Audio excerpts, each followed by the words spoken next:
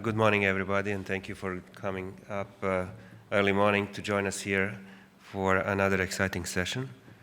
My talk is, as you see, on the other JAK inhibitors. There are more than one. The one that I'm referring to is the Ruxolitinib that has been around for several years now. And we're going to take it easy to analyze those that are still active. And what I'm referring to is this particular list. For those that are familiar with the JAK inhibitors, there were actually 10 JAK2 inhibitors and 1 JAK1 inhibitor. And let me guide you through this. We don't need to rush, we have extra time. So if you go from the bottom actually up, you see those codes for different JAK inhibitors, AstraZeneca, Exelixis, and all of these other ones are not in development anymore. What happened is usually toxicity is the one that prevents them from progressing, as you would suspect, right? AstraZeneca had some neurological toxicity. Exelixis, again, neurological toxicity. SEP701 is a liquid that causes a lot of GI upset and was not tolerated well by the patients, and therefore the efficacy was low. So basically, GI toxicity prevents its use. Fedratinib, as most of you may know, was about to be possibly approved a couple of years ago, and the late development or discovery of Wernicke encephalopathy, because this drug inhibits the thiamine uptake in the GI tract, led to its withdrawal, and the drug is not viable anymore. Bristol Myers Squibb caused too much myelosuppression. Lilly drug has toxicity related to kidney damage. And INCB, this one, is a JAK1 inhibitor, not inhibiting JAK2. That was presented in oral session at ASH. It did not suppress the spleen growth enough, but improved the symptoms only, and it's not being developed for myeloproliferative neoplasms anymore, perhaps in some other indications as anti-inflammatory drug. So as you see, the array of the drugs with the toxicities ranging from neurological toxicities, GI upset, overt myelosuppression, kidney toxicity, and not good enough. Now we have these 4 alive and well, 1 approved and the other 3 in development. So we'll review those 3, starting with Pacritinib, Momelotinib, and NS018 to some detail. So the first one is Pacritinib. This was to be the highlight of the talk until a recent development, which I'll explain at the end. The presentation, there were 2 presentations. Dr. Vanucchi summarized, as you see the title, the more detailed analysis at ASH, and Dr. Ruben Mesa presented first initial results in June of last year at ASCO, where we learn about these results. So what is this study all about? So this is reminiscent of prior studies that led to approval of Ruxolitinib, so intermediate or high-risk disease with splenomegaly, but the key difference from any other study in MPN with JAK inhibitors is no exclusion for baseline platelets, saying that patients with the platelets below 50 were allowed to participate in this study. Why? Because in prior phase 1-2 study, this medication did not cause any myelosuppression. The DLT for this medication was GI toxicity, nausea, vomiting, and diarrhea, not myelosuppression. We'll come to the slide where this is explained a little bit more. And again, no prior treatment with JAK inhibitors. So this was not really done in centers where there was another JAK2 inhibitor. And the study randomized patients 2-to-1, as you can see. The analysis of results was done the same way as usual we do, looking at the spleen response by MRI and symptom improvement by questionnaires. These are the results on the spleen. We always go with the benchmark of 35% volumetric reduction in a spleen by MRI. The critique is that we do not use MRI or CAT scan in everyday practice.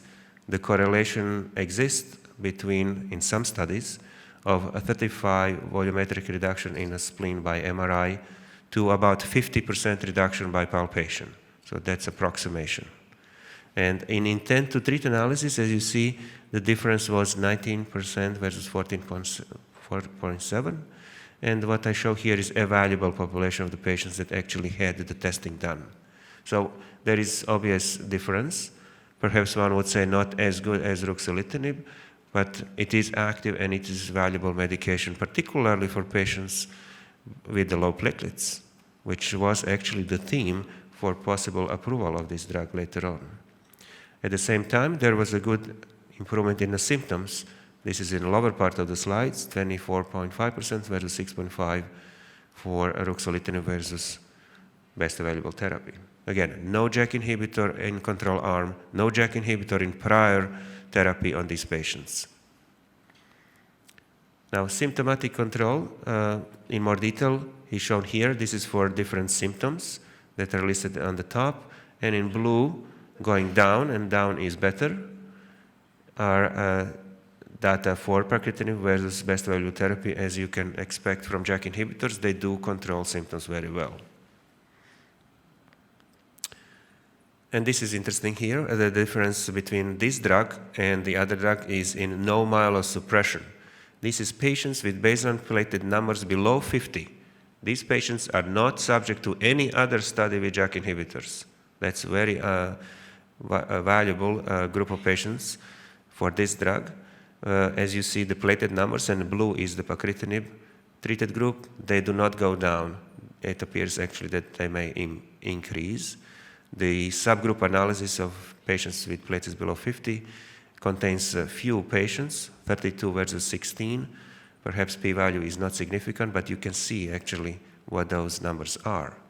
Here is the line on the red blood cell count. Hemoglobin, it's about the same. In fact, about a quarter of the patients, by strict rules developed by Dr. Gale, who is joining us here in Zagreb, thank you for coming, showed about a quarter of patients becoming transfusion independent on this medication. So definitely no myelosuppression, possible improvement in the transfusion independence. Why is this drug different? Maybe just because it does many other things, not just the JAK2 inhibitor. And it does inhibit JAK2 as it is here, and the next in line is a FLT3. It is also a FLT3 inhibitor.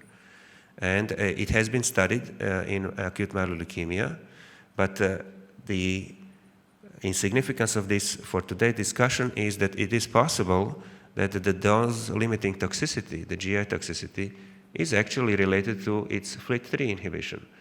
Those that do treat acute myeloid leukemia may know that as a class effect of all the FLT3 inhibitors is actually GI toxicity.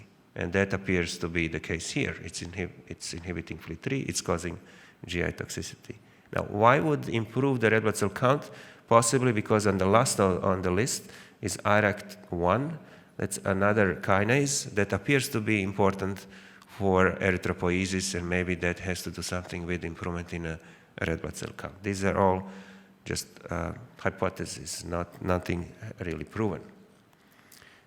Now, so what is then the toxicity of the drug? What comes up is non-hematological toxicity first, diarrhea, nausea, vomiting. And this is the total population here. You see the difference between pacritinib and best available therapy arm. 59% diarrhea versus 13, 30 versus 7, 20 versus 6. Those are usually low grades, grade 1 and grade 2. Hardly any patient, just one actually on this study, stopped the pacritinib because of diarrhea. Usually people adjust to it with the supportive care measurements, sometimes even given prophylactically, antidiarrheal medications, and that does not usually lead, as I said, to either dose modifications or discontinuation. As you look lower here, anemia, thrombocytopenia, leukopenia, about the same between the two arms, so definitely not myelosuppressive. And then this is a slide that is kind of confusing perhaps, but it's very easy to get the point. This is the reduction in splenomegaly across different subgroups, and subgroups are listed here, and you see there is no difference basically. It's all about the median here. It works in all patients regardless of their characteristics, either biological or clinical characteristics. In fact, Dr. Vanucchi was not pointing out in his talk at ASH about any particular subgroup benefiting more than the other. which is really good. You don't need to worry about subgroups in MPN. It should be just for anybody, including those with low platelets. This is for the spleen, and this is for the symptoms. It doesn't appear that there is actually a subgroup of patients that will do better or worse than the other, either in the spleen response or the symptom response.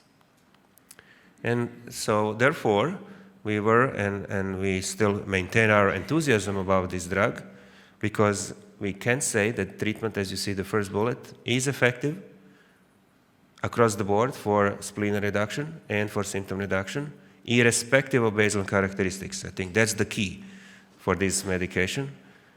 And properly, because of unmet need, even based on this one study, the application for possible approval of this medication was made in early January of this year, specifically for patients with platelets below 50.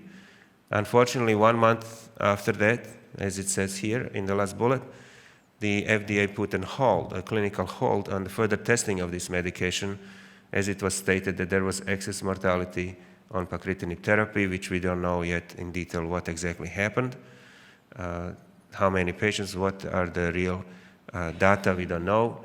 All the patients needed to be taken off the therapy, and we are further evaluating that and see whether there is a way to overcome that problem and what exactly are we talking about.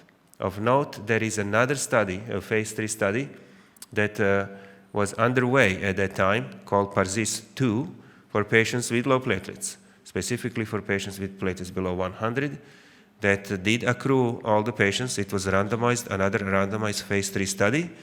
Unfortunately, it had to be stopped, all the patients taken off the therapy, but we will have valuable information from that study as well by the summer. And perhaps by the end of the year, we'll have a clear picture exactly what is happening here and whether there is a future for this drug or not. The next drug that I like to talk about is Momelotinib. The Momelotinib is another JAK2 inhibitor, inhibits JAK1 and JAK2, nothing to do with the FLT3 inhibition. It is very similar in its preclinical evaluation to Ruxolitinib, in fact. The one publication so far, or publication of one study so far, from Mayo Clinic in Rochester said that it, in phase 2 study, it decreases the spleen, improves the symptoms, but also improves the red blood cell count, make people transfusion independent, which was another distinction point between this drug and Ruxolitinib for possible further development. Like in the pacritinib story, it was not myelosuppressive, perhaps good for low platelets. Here, the main point would be, yes, we can do the spleen, we can do the symptoms, but we will improve the red blood cell count at the same time. And therefore, there are 2 phase 3 studies underway. This is the first one for myelofibrosis patients with platelets above 50, not 150, and the patients are randomized between Momelotinib and Ruxolitinib. This is basically head-to-head direct comparison in frontline setting for newly diagnosed patients with myelofibrosis that have a big spleen and bad symptoms to see whether Momelotinib is any better than Ruxolitinib, or at least the same. So the question is it the same? In fact, that's the point of the study. Non-inferiority or superiority for anemia. So we will look at 3 aspects when the time comes, hopefully by the end of the year: decrease in spleen, decrease in symptoms, and improvement in anemia. That would be the difference. The other study that is underway, accrued all the patients already, is in salvage setting after Ruxolitinib. And here the patients are randomized between Momelotinib and best available therapy. Patients can continue Ruxolitinib if they want, but it is for patients that officially have not done well on Ruxolitinib, resistant, refractory, intolerant to Ruxolitinib. So for second line after Ruxolitinib. And we will probably have these results also by the end of the year. If everything works out well, we will have at least one or the other indication for this medication, or both, in 2017 or 2018. Now, since the publication of the initial phase 1-2 study by Mayo Clinic, there was another study done and presented in oral session at ASH by Dr. Vikas Gupta from Canada. This is in 61 patients, so that's a second phase 1/2 study, and here we can learn something more about this drug, not just about historical data. You see the MRI was done, 54%. This is really good, right? About half of the patients. Now we have here analysis a lot in detail about anemia response. Anemic response anytime, transfusion response anytime on study, hemoglobin response, and then different time points for assessment of duration of the response. The point here is that we do struggle to some extent about defining very well what exactly the transfusion dependence is and what transfusion independent is, and what are the cutoffs for duration of the benefit. Is it 8 weeks? Is it 12 weeks? What is the baseline? And if you apply different, as you see, different questions and different assessment tools, you get to have a different results. And this is not just a challenge for this particular drug to assess this anemia response, but in general. And I mentioned before, Dr. Gale led the effort to define this much better for drug development purposes. And hopefully we have a decent tools and definitions in place for development of this drug as well. But I just wanted to give you a feeling that this is really a relatively difficult task when the patient is transfused. We transfuse patients for different reasons at different cutoffs, depending on age, medical history, with different number of the units, and the units may have different amount of blood in it, so it's not that simple.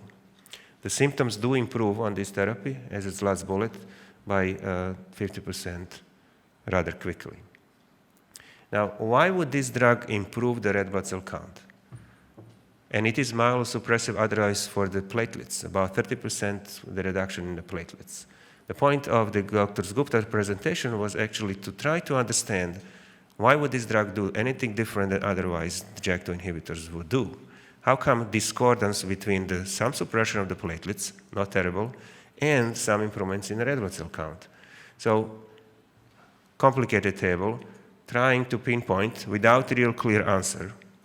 Why would that happen? By looking at cytokines, inflammatory cytokines, that contribute certainly to degree of symptoms and myelosuppression, and iron and markers of iron metabolisms that were measured at baseline in these patients on that particular study, and the correlation between the cytokines listed here versus the responses in the spleen, anemia, transfusion dependence, and so on are listed, and there is obviously no clear cut what is the responsible factor. It must be, and it is assumed that in fact is a combination of different things that happen. But because we don't have the answer, in fact now there is a study underway in 40 patients, specifically to analyze the iron metabolism and inflammatory markers in patients that are transfusion requiring with Momelotinib. This is a study that is underway in the United States at least, 40-patient study, biological correlates for anemia to understand this benefit. The third and the last of the new, still existing and alive JAK inhibitor is called NS018. This drug is behind in drug development path. It was studied in phase 1/2 fashion, and phase 1 study was presented at ASH this past December. So this design is obviously a little bit different because it's a phase 1 study. It started very low, and these are some of the more advanced doses. It finished, the phase 1 study finished, and we selected 300 milligrams a day for the phase 2 study, which in fact just accrued patients last week. The last patient was accrued last week on the phase 2 part, and the study is now closed at the 300 milligrams q day. This is the result of the phase 1 part. You see the overall results. Again, there is some improvement in the red blood cell count, right? Not too many. There is an improvement in the spleen, as you can see here, and the symptoms were also improved. What is different about this drug is the last line, prior JAK2 inhibitor treatment, and it seems that it does work in the patients that did badly on the other drug before. So this is a group of patients here in the last line that were previously treated with the JAK1 inhibitor and then put on the NS018 and had a decent response. You see the splenic reduction in about half, and these other factors are positive as well. Therefore, the phase 2 study that just closed was specifically aimed to include patients that were previously treated with the JAK2 inhibitor to develop this drug possibly for the salvage after the ruxolitinib. So in a summary of this drug, for the splenomegaly, we had about 50% reduction in the spleen. By the strict definitions, that was a little bit lower, but still good. Especially point out again the exposure of the patients that were previously treated, very nice response, and there was some improvement in the red blood cell count as well. It seems that when you look across the board, for most of the JAK inhibitors, there is a group of the patients, perhaps 15 to 25% of the patients, that have improvement in the red blood cell count. I showed you this for the pacritinib, 25%. I mentioned this for momelotinib. Here, that's the same. And for some of the others, JAK inhibitors that do not exist anymore in development, there was always a part of the group of the patients that had improvement in the red blood cell count. This is more looking at the patients that had previous JAK2 inhibitor, because that's the focus for development of this drug. These are improvements, 50% or more reduction in the spleen, 75% reduction in spleen, or complete elimination of splenomegaly. And you see that there is improvement across the board. This is a symptomatic improvement in more detailed analysis. The drug does what the other drug in the same class do, JAK2 inhibitors. So the conclusion for the NA018 was that it's active drug. The toxicity was related to some thrombocytopenia, not much of myelosuppression.